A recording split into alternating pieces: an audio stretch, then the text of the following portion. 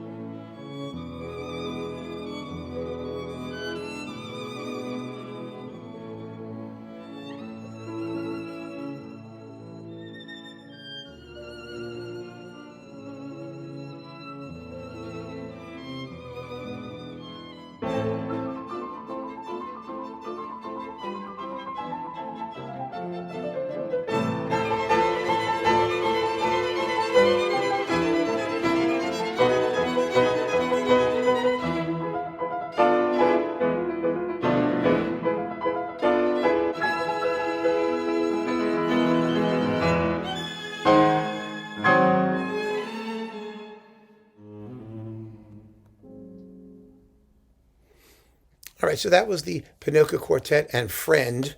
Who was the friend playing the piano? I think it was, let's see, they tell us who it is. Double bass, Jan Panenka, yeah. It's Jan Panenka, the great Czech pianist. Now, that was the entire first subject of the first movement exposition. And as you know, or as you heard, you hear the tune, and then the music becomes very turbulent. It's all basically moving at the same tempo. It's rather interesting. And then that tune comes back. Dvořák teases us and finally brings it back in the violin. But it's not exactly the same melody. And then, of course, the excitement goes on and leads us into the second subject. But the reason I wanted to play this is because, first of all, the way Dvořák entrances us is by never letting that melody quite reach completion. And every time it comes back, it's slightly different, particularly the moment when it veers off into minor key harmonies. And so that's what makes it so wonderful, because we've heard it and we think we've heard it, we think we know how it sounds, but it never sounds exactly the same.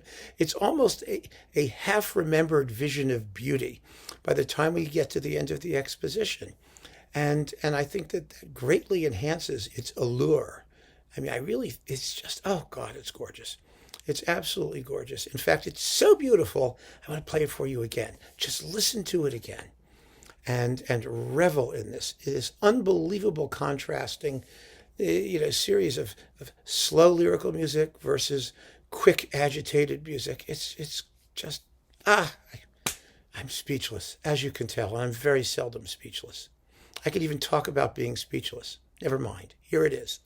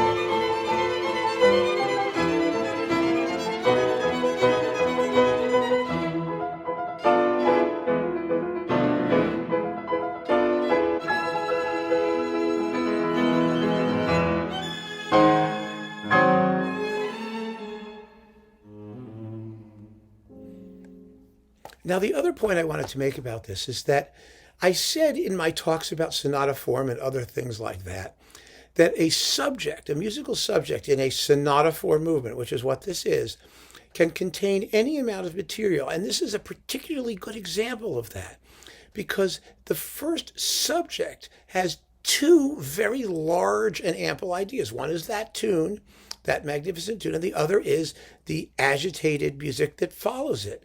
And then you get, the whole thing gets replayed. That's what they call a counter statement in the business, when the initial theme gets repeated either louder or softer with different orchestration, whatever it is.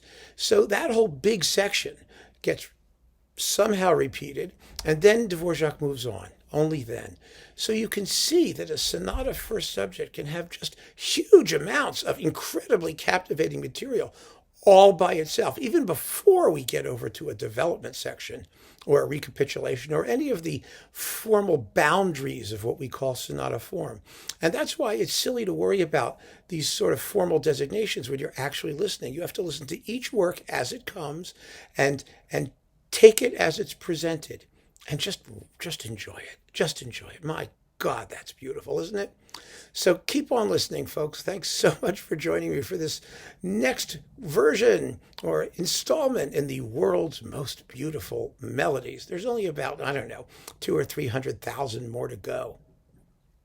But we'll work on it. We'll just keep working on it. Take care.